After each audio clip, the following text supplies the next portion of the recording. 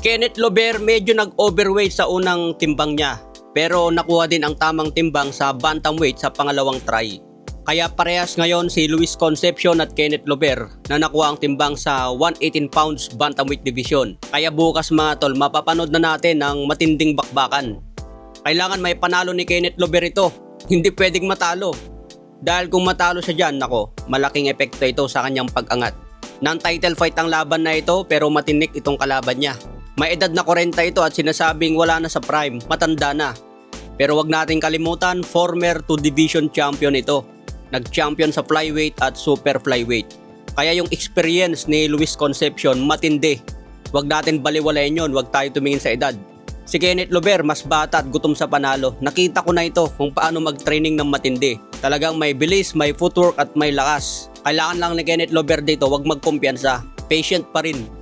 Hanap pa rin siya ng magandang timing kung paano itumba itong si Luis Concepcion. Nag-overweight lang konti si Kenneth Lober kanina, pero at least nakuha pa rin sa pangalawang timbang niya. Sa ibang banda, weigh-in naman ni Nick Ball versus Sam Goodman. Bukas din ito mga tol. Parehas nakuha ang timbang sa featherweight division. Kanino kayo dito pupusta? Nick Ball or kay Sam Goodman? Tingin ko abot ito sa decision at kung matapos man sa knockout, papabor kay Nick Ball.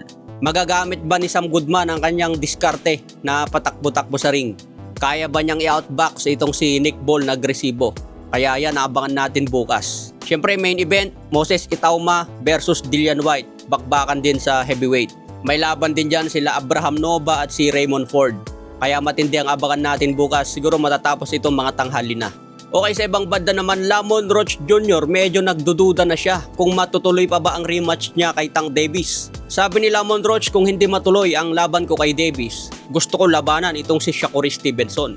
Kaya option ngayon ni Lamon Roach, palagan si Stevenson kung hindi na niya makuha ang rematch kay Tank Davis. Kaya abang-abang pa rin tayo ng updates tungkol dyan kasi hanggang ngayon hindi pa naikakasa ang laban ni Stevenson at Teofimo Lopez. Kasi yan din ang dalawang nagkakahamunan.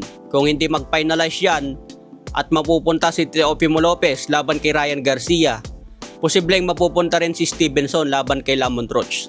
Ganyan ang pwedeng mangyari. Kaya abangan natin ang update dyan mga tol. Sa ibang banda naman, Eric Morales nagpakita ng galawan sa edad na 48. Maraming fans ang nagsasabi na babalik pa ba si Eric Morales? Kasi nakikita medyo may galawan pa rin may hand speed pa rin. Kung lalaban man si Eric Morales mga tol, siguro sa kapwa niya may edad na. Hindi na niya kayang gawin yung ginawa ni Manny Pacquiao na lumaban sa champion. Edad 48 na si Eric Morales ngayon. Siguro kaya pa niya lumaban pero hindi na ito lalaban sa malalakas. Okay, sa ibang banda naman, Kit Turman versus Sebastian Fundora na unang ibinalita na October 18 sana ang magiging laban.